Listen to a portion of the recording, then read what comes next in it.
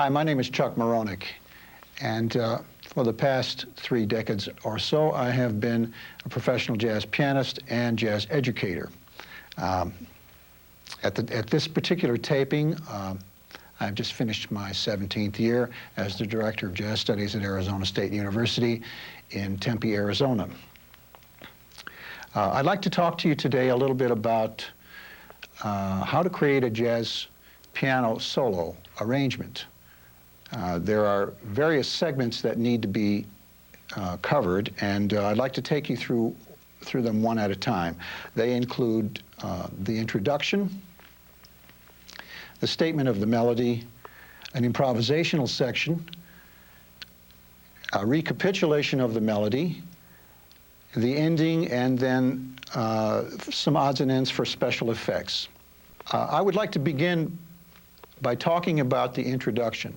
The introduction is a vital component to any piano arrangement or any musical arrangement because it serves several different functions. The primary function of an introduction is to introduce the ambiance of the piece, the tonal center, the key, and also say something about the style that you're going to play in and the amount of energy that you're going to put into the arrangement in order to communicate this to your listening audience. There are many different ways to introduce a piece of music. I'd like to demonstrate a few for you. This is the song, incidentally, that I'm working with today is Stella by Starlight. It's a standard song that has been chosen because most students of jazz have studied this composition, and not only that, but it remains a classic piece of music that all jazz musicians seem to love to play because of the various ways that it can be treated. So I'd like to demonstrate a few different kinds of introductions for you. I'll start with something like this.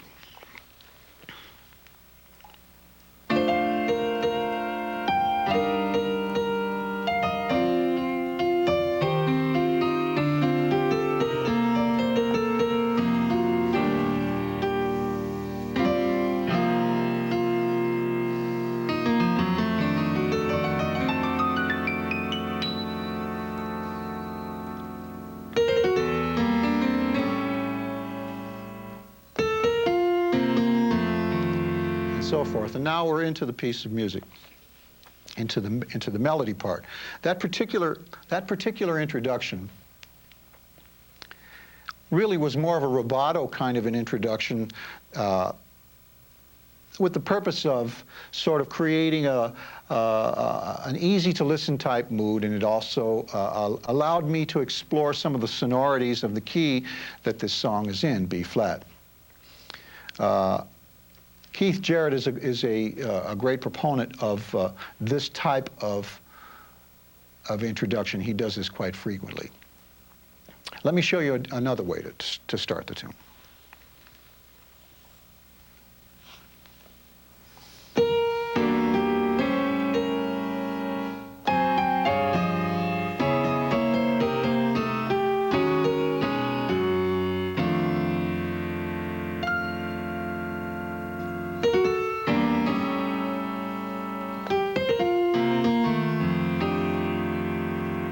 Okay.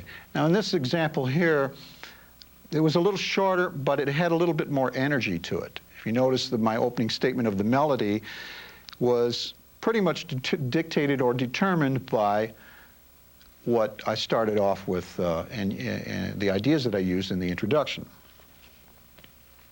Let me show you a third way.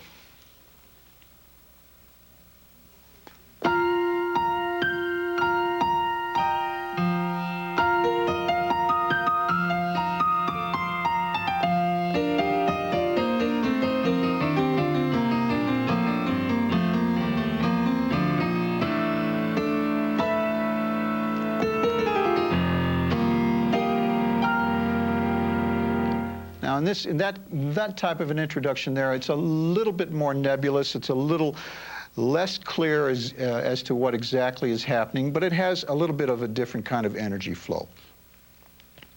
Let me show you yet another one.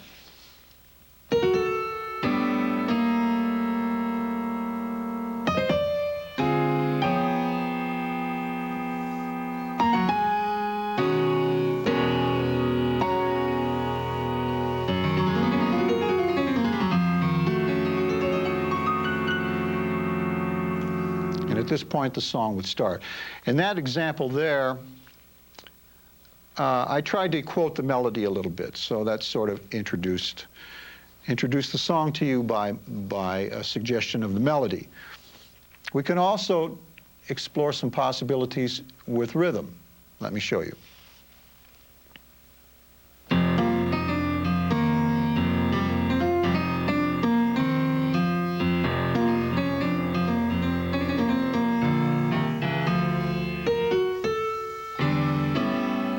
Now, in that situation there, it's clear what the rhythmic style is going to be. It's clear what the tempo is.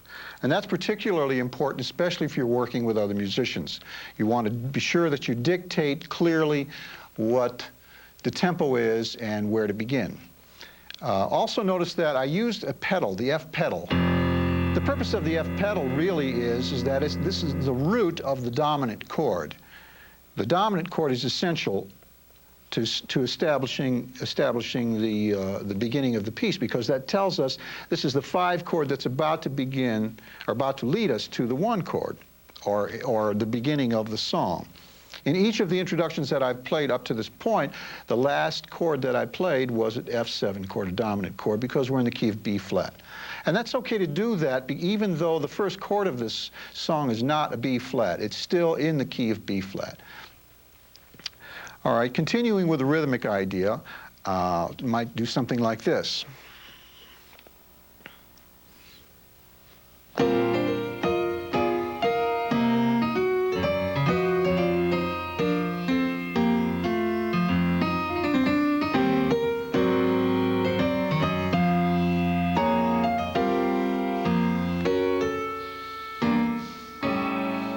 Now, in that example there, the tempo was different.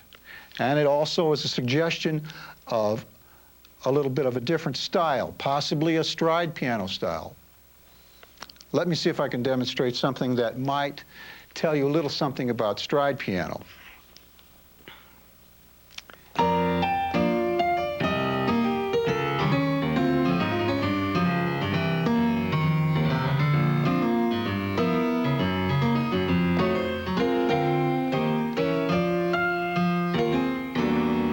So forth. So the introduction then allows us to choose from many different ways and many different styles. It's important that you try different kinds of introductions.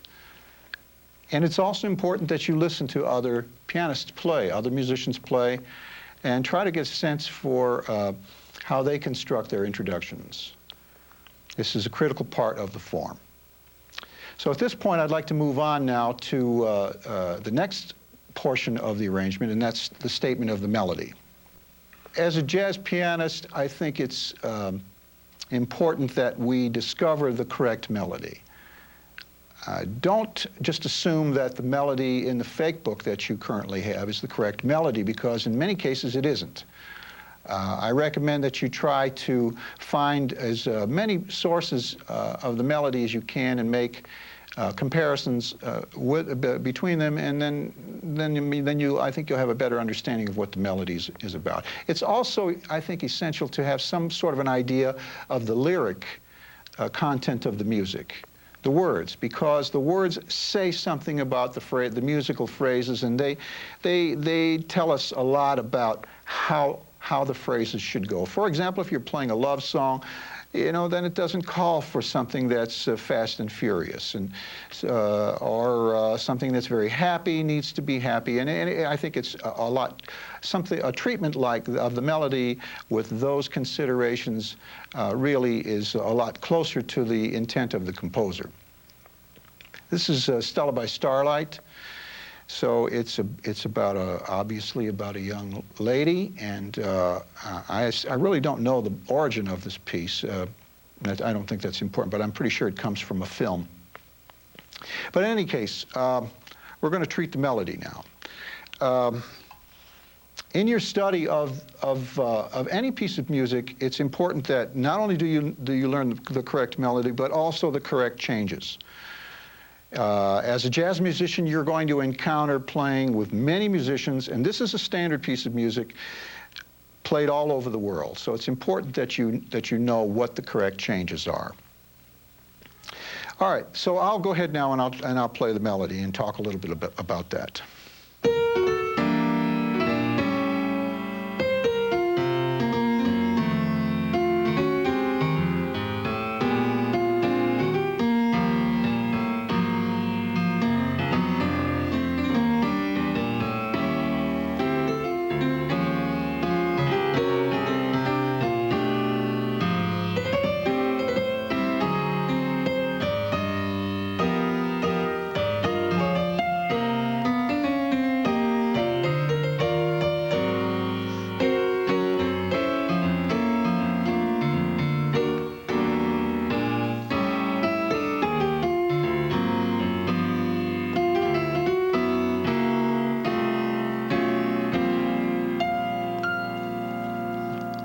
In that particular treatment of the melody, there is a strong suggestion of what rhythmic treatment that I'm going to take in playing this. It also provides me with information about, or ideas, I should say. It provides me with ideas about how to improvise, and it sort of sets the tone for a direction for me to follow as far as improvisation is concerned.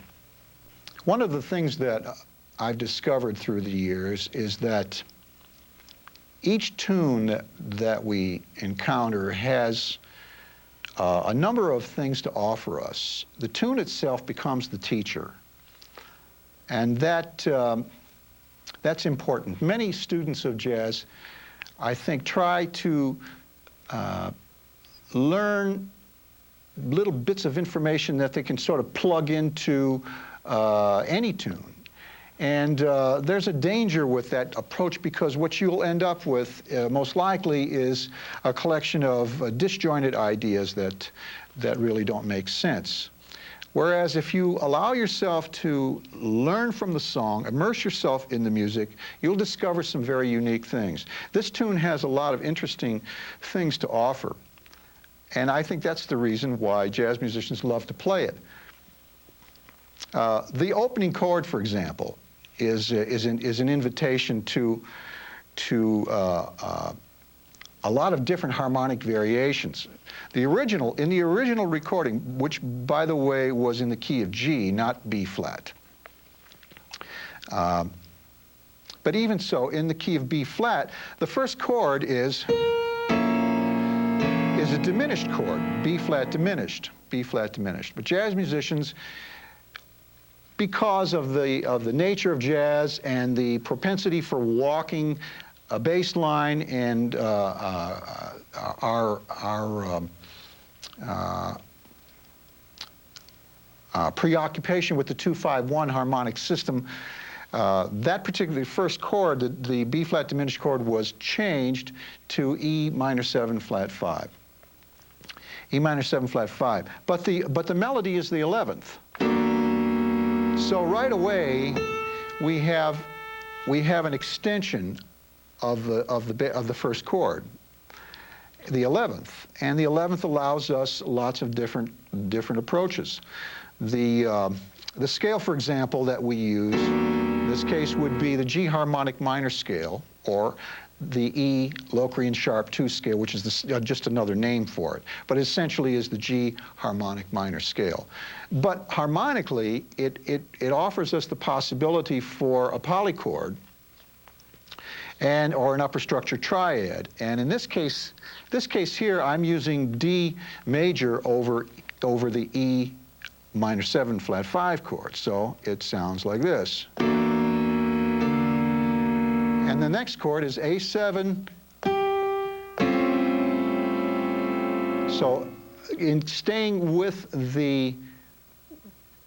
in the context of using colors, color tones, and alterations, I'm going to go ahead and try to treat all of my particularly my dominant chords as upper extensions.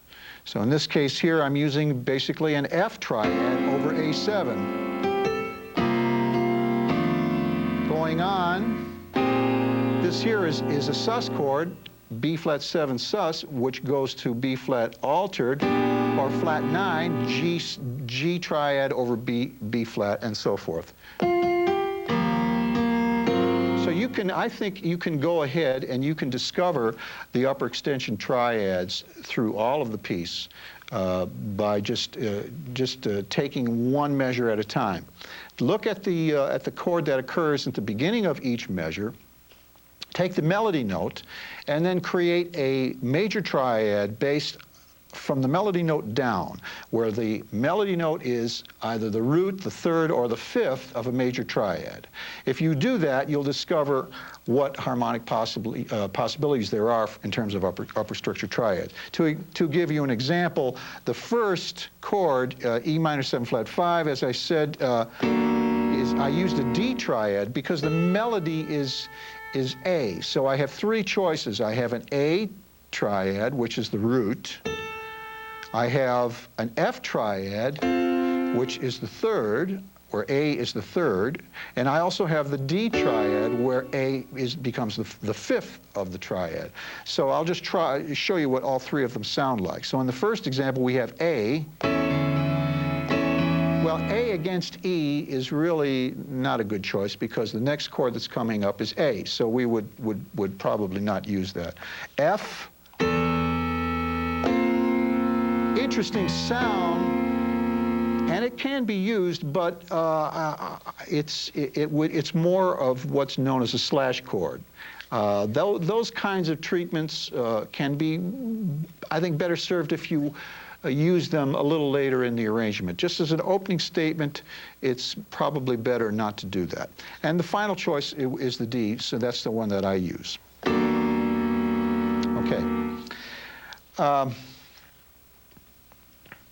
Now, there are many different ways to play this melody, many different ways, many different treatments to play the melody. We could treat this as a bossa, for example. I'll show you how that might happen. So let's assume that our introduction sets up the bossa nova.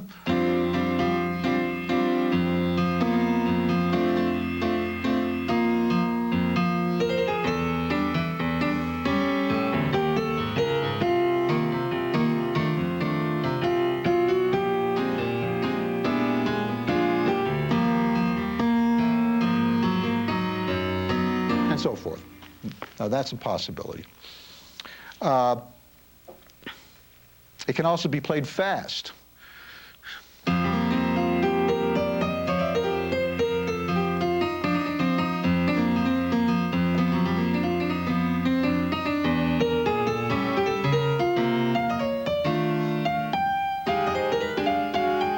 Now, in this example here, I don't really think it's necessary to concern yourself with a lot of harmonic information because we decided to give this a different treatment. This is much more rhythmic in nature. The tempo is up, and it's an invitation to play lines. So our harmony the harmony does not really become as crucial to us as if we were playing this slower.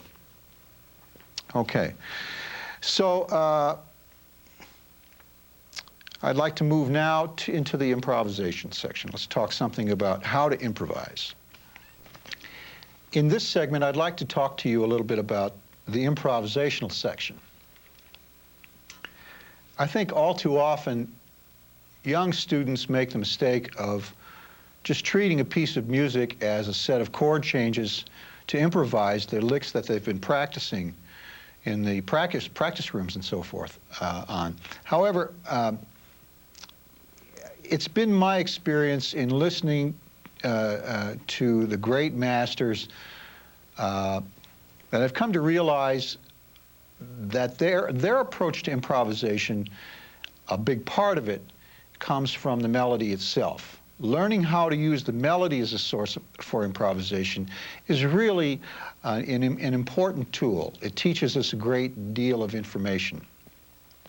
So let's take a look at some of the ideas in the melody here that might prove to be useful for us for improvising. The opening statement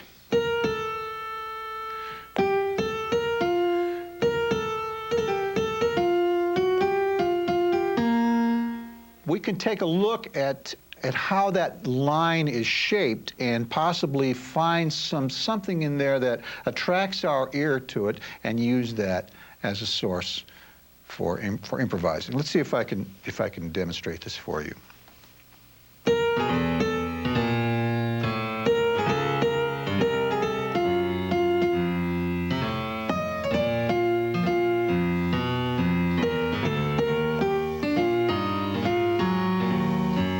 So forth.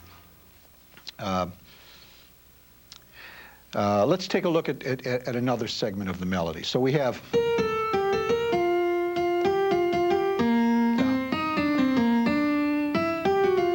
all right.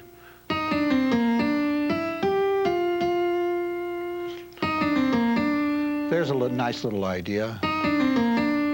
So let's try that. Okay.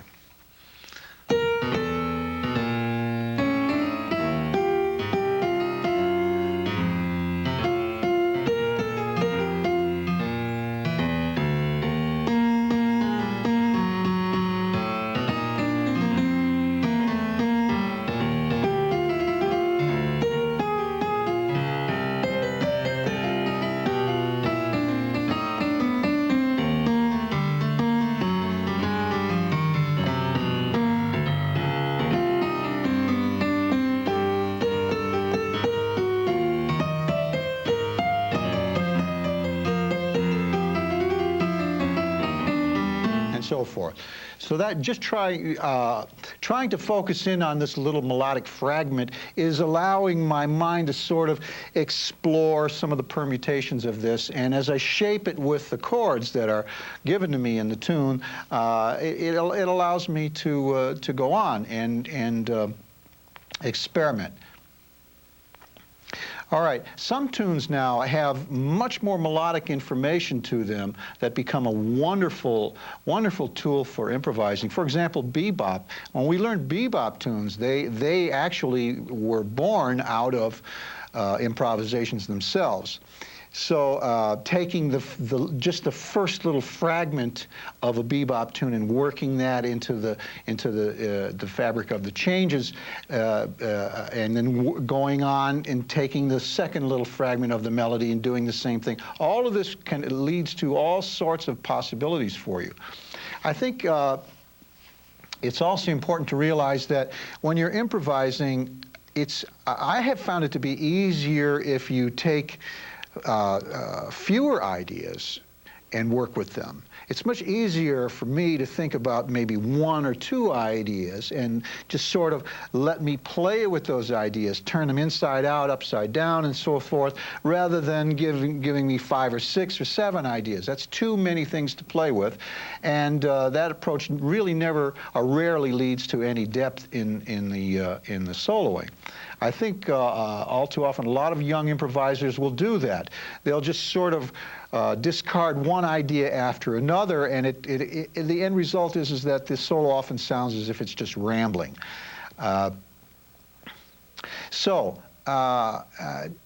Allow yourself the time then when you're improvising. Just stay with a small little fragment of the melody and just sort of keep playing with it. Keep playing with it. Let me just play around with this tune for a while and see if you can pick up some of the ideas that I've been talking about.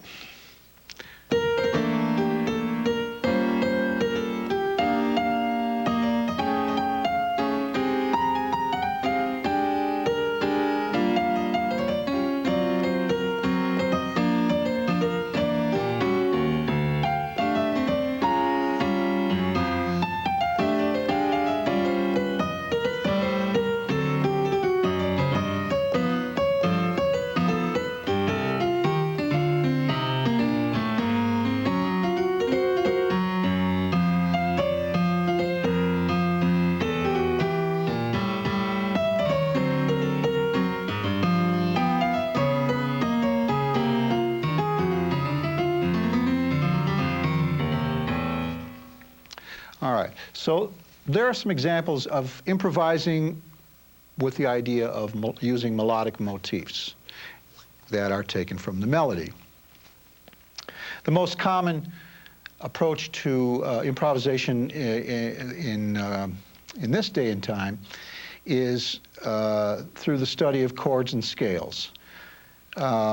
This tune, because of all of the upper extensions, lends itself to a wide variety of scales to use. What you might want to do is go through each and every measure and just isolate the important chord changes in that measure, and then discover the scale, the appropriate scale for it. I won't take the time and trouble to go through the whole tune right now because we'd be here for 2 or 3 more hours, and we don't have that time. So, but I will show you some things about playing with scales that I think will be helpful to you.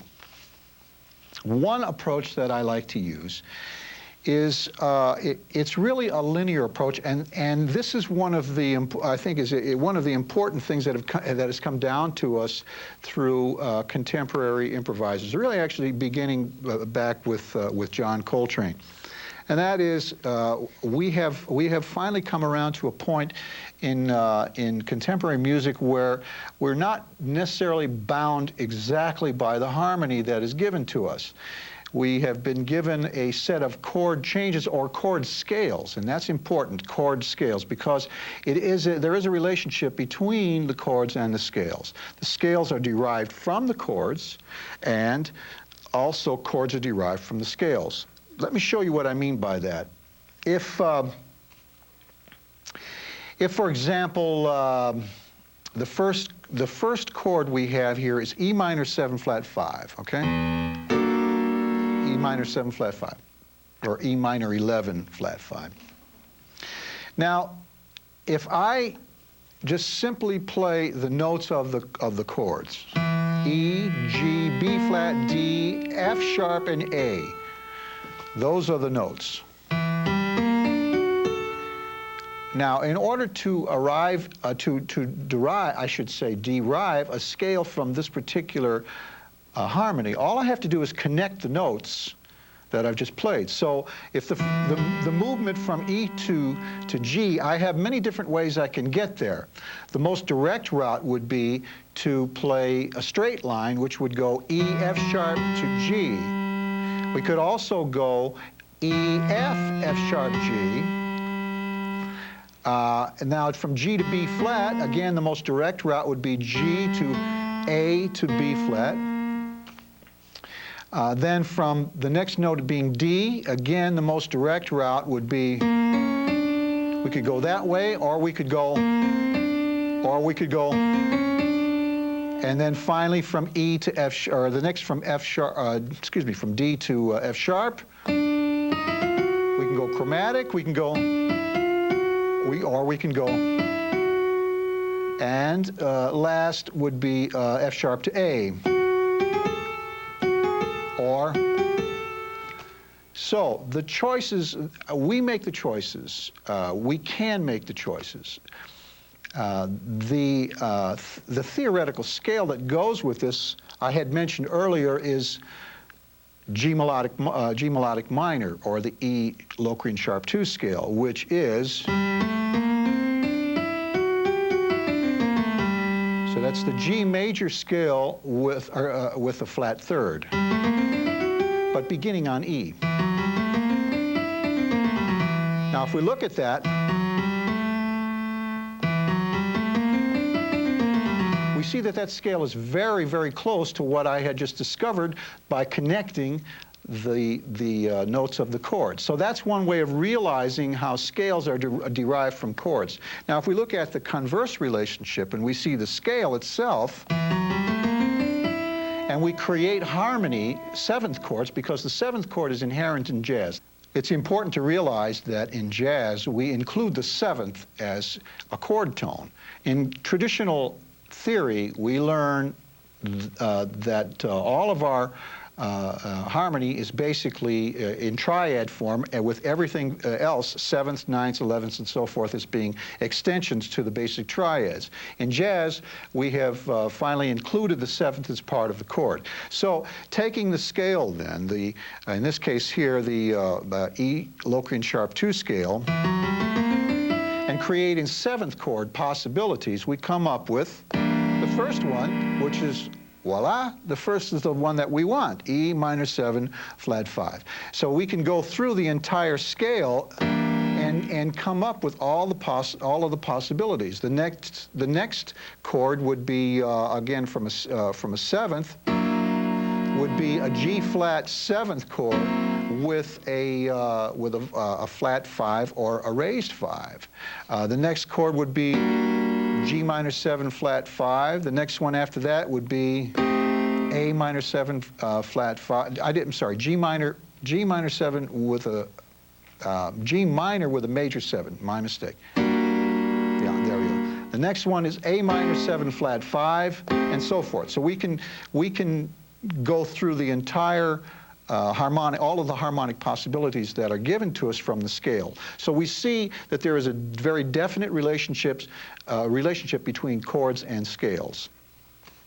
Now, one thing that I like to use in my teaching is to show people how to connect the scales. This is always a problem because I think oftentimes most young people, young improvisers, use what I call the flashcard approach. We have E minor 7 flat 5, and they play everything they know about E minor 7 flat 5. And then it comes to A7 altered, and then they play their A7 altered stuff, and so forth and so on.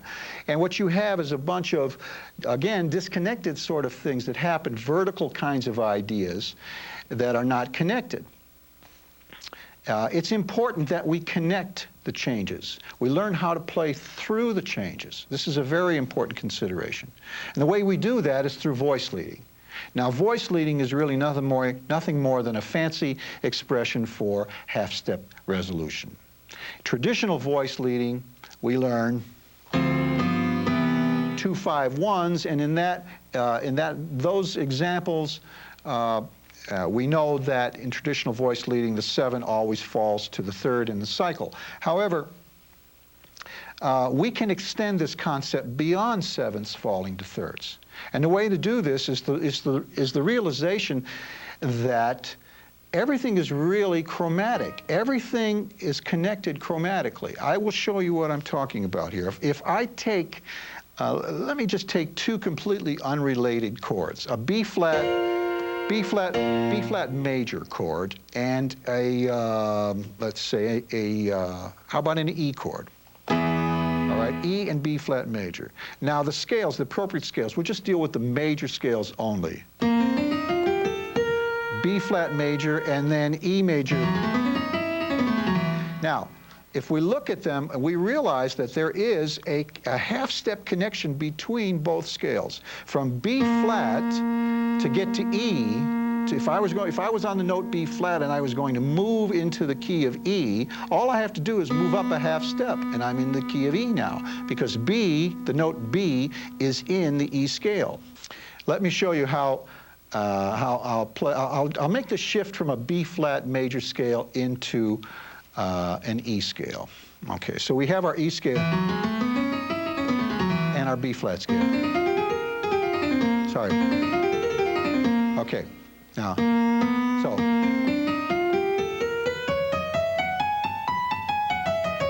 so it's very easy to do that. Now that's just from B flat. If I continue up the scale, the next note is C. Well, for me to move from C into an E, all I have to do is move up a half step or down a half step, and it takes me back into the E scale.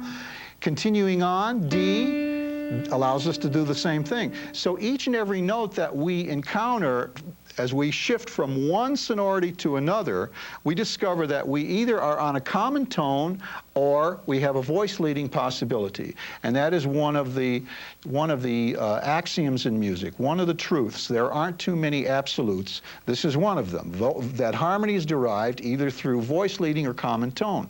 And this really is a wonderful, wonderful piece of information that has been given to us, because it now allows us to play things that Previously, when we were just in the 2/5 stuff, in the music of the 40s and that sort of thing, it allows us now, we were bound by just strictly the 2/5 kinds of information. Now we're able to compose music that takes us beyond the 2/5 system and into the chromatic system. A great composer that comes to mind that utilizes this is Wayne Shorter. A lot of his music, when you first look at the music, you really don't see the connection between the chords. But if you look at them as chord scales and realize that you can shift from one chord scale to the other, either through common tone technique or through voice leading, all of a sudden the mystery is solved for you. I hadn't really demonstrated common tone. Let me show you a common tone technique. Let's say, for example, I'm using the D major scale and the B flat major scale.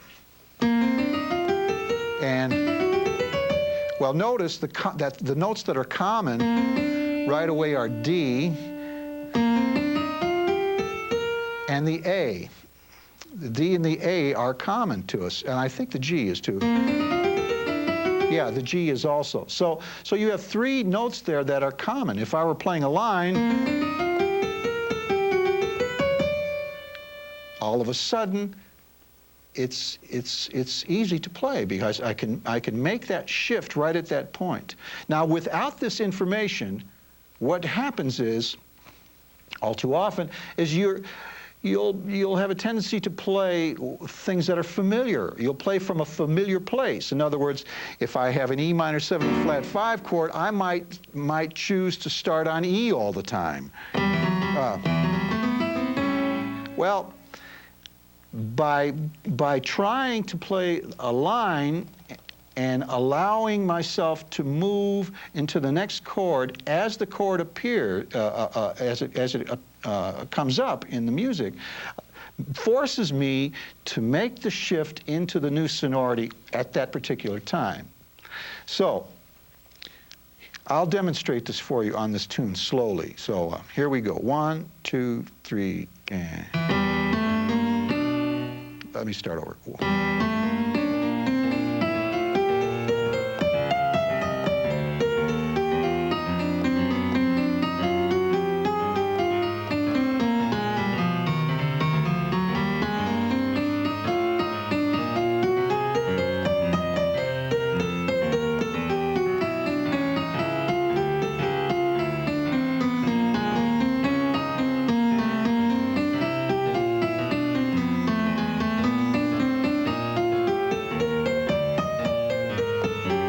So forth. So you can actually practice this. This is an excellent way to practice, to allow yourself to learn how to shift from one sonority into another. It's going to take time, and you're going to have to be patient with yourself on this, because the hard part of it is realizing where you are in the scale. In other words, if you move to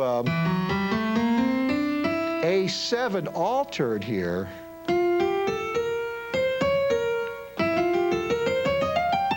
at that point, you have to know that you're on A7 altered when you hit the F.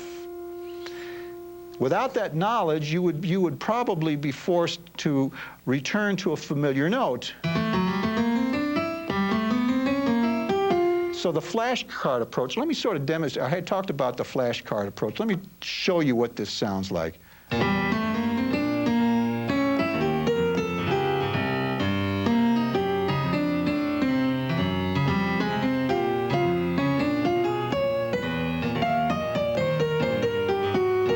And so forth. While that's not too terribly bad, you can hear the division or the separation between the chords. And that's, I think, something that we need to try to stay away from. So the real challenge then is to learn how to play into the changes. What I would recommend that you do is take the tune and start a scale. Start your scale moving all the way up, just eighth notes, and just change the direction when the chord changes. So let's try it this way.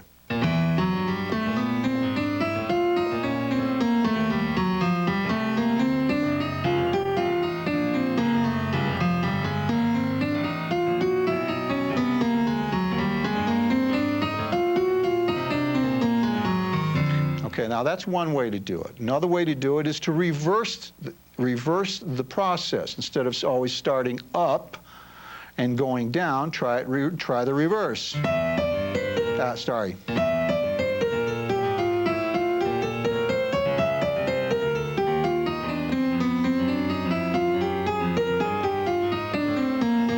And so forth. Another way to do this is to take two chords now. Let's take two chords and continue in the same direction. Two chords up, two chords down.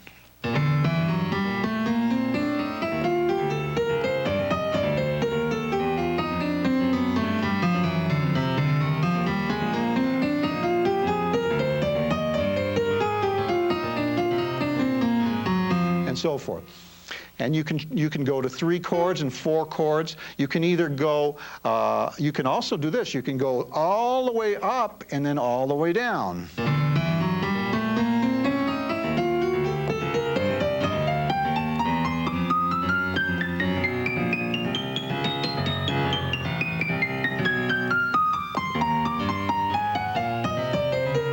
And so forth. This is a very good practice to acquaint yourself with these half-step connections and common tone connections that these sonorities represent to us. Okay, so the tune, you see how the tune then becomes the teacher. It allows us to learn lots and lots of things about music through the eyes of this particular tune.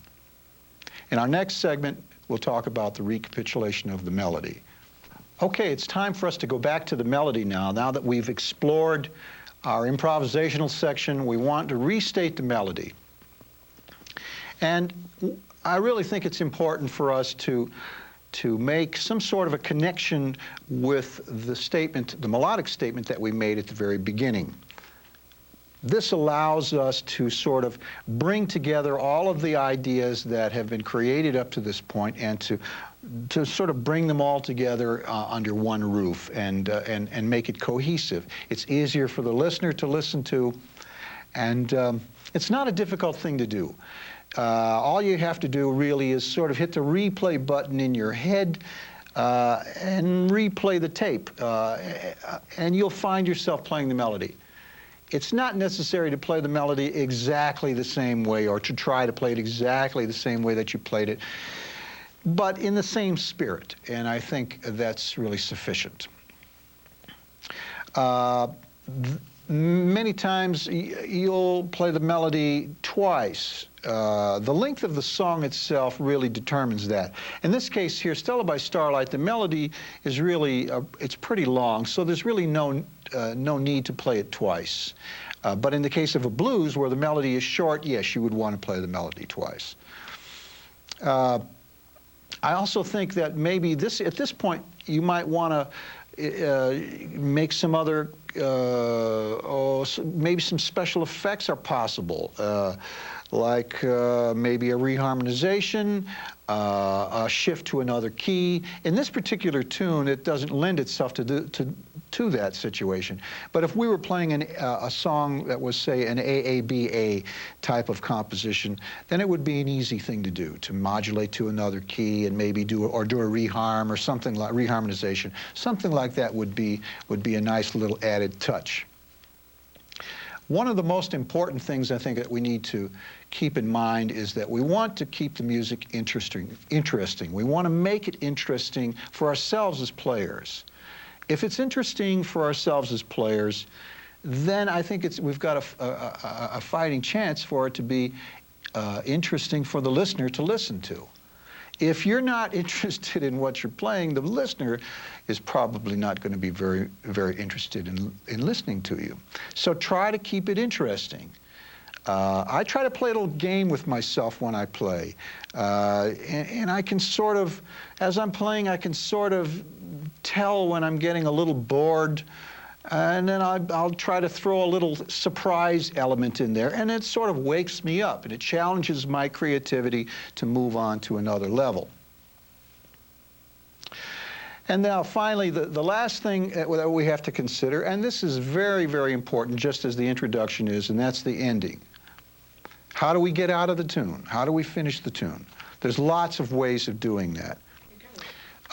What I'd like to do now is demonstrate some different ways to end this tune. I'll just take the last little segment of this tune and show you.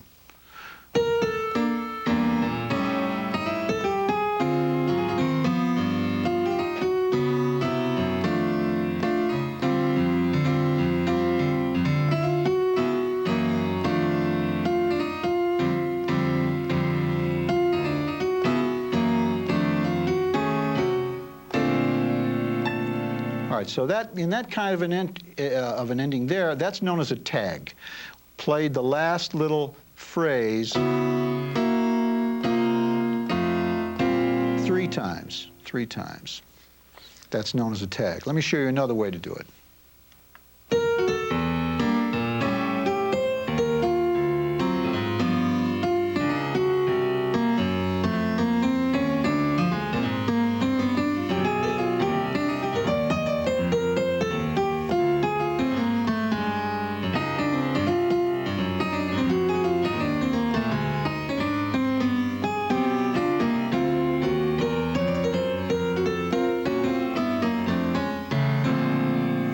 Now, in that kind of a situation there, or that treatment, what I did was I created a turnaround where I ended, instead of going to the final chord, being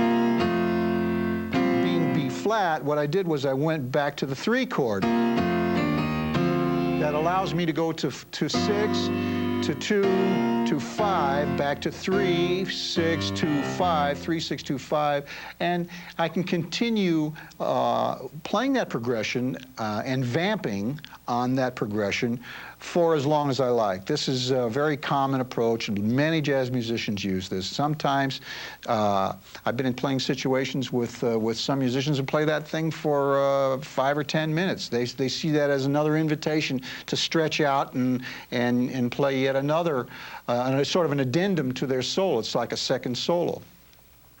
The danger with something like that is how to get out of that, because you're in a loop.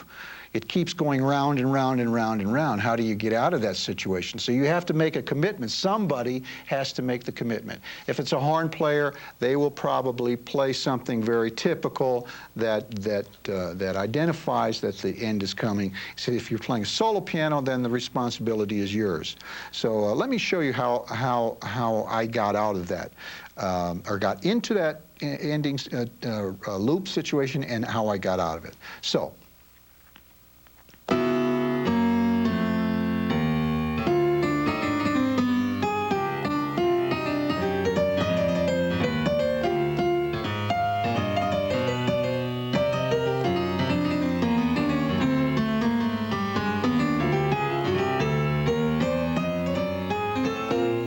And so forth, so that you can see that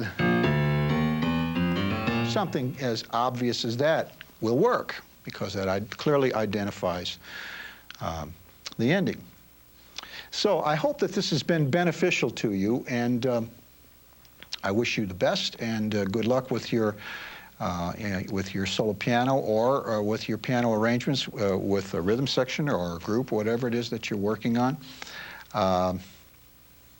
I hope to hear you sometime, and I hope that you hear me sometime. I'd like to close this tape with giving you sort of my own recapitulation of everything that I've said to you, and see if I can do it. So.